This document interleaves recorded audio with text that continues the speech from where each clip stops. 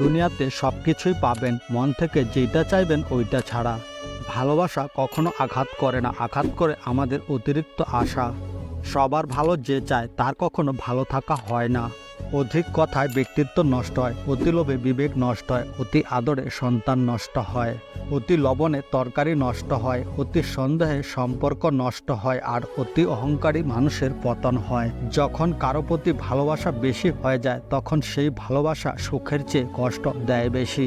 ভালোবাসা ও বন্ধুত্ব সঠিক মানুষের সাথে হলে জীবন বদলে দেয়, আর ভুল মানুষের সাথে হলে জীবন শেষ করে দেয়।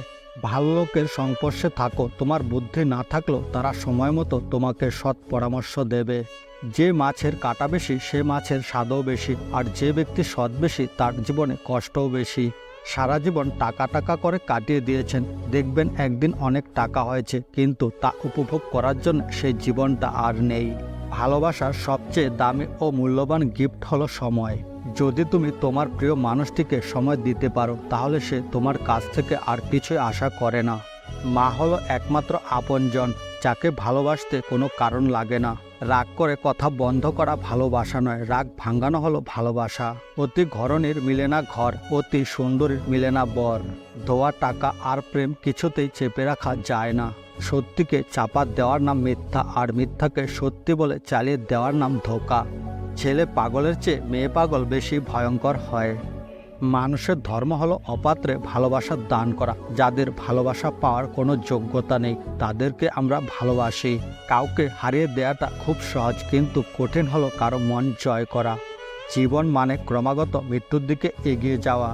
সুন্দর বলে কিছু হয় না, তুমি যাকে যত বেশি ভালোবাসবে তাকে তত বেশি সুন্দর মনে হবে। তোমার একটু অভিমানের জন্য যদি কারো চোখে জল আসে তবে মনে রেখো তার চেয়ে বেশি কেউ তোমাকে ভালোবাসে না।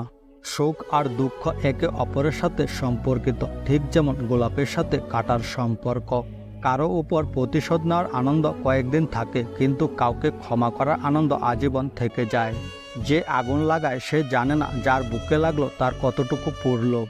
বাড়িতে অতিথি এলে যে খুশি না হয় সে স্বার্থপর এবং অমানবিক। যারা বেশি কথা বলে তাদের মধ্যে ভেজাল থাকে না, কিন্তু তারা ভেজালে পড়ে বেশি। মানুষের নিয়ম হচ্ছে গুরুত্বহীন বিষয়কে গুরুত্ব দেওয়া, আর গুরুত্বপূর্ণ বিষয়কে পাশ কাটিয়ে চলে যাওয়া। সমাজ যতই চরিত্রের কথা বলুক, আসলে আজও মানুষ সুন্দর চেহারাই খোঁজে। আমার সব থেকে ভালো বন্ধু হলো আয়না, কারণ আমি কাঁদলে সে কখনো হাসে না। আমি মানুষের পায়ের কাছে কুকুরের মতো বসে থাকি, তার ভিতরে কুকুরটিকে দেখব বলে।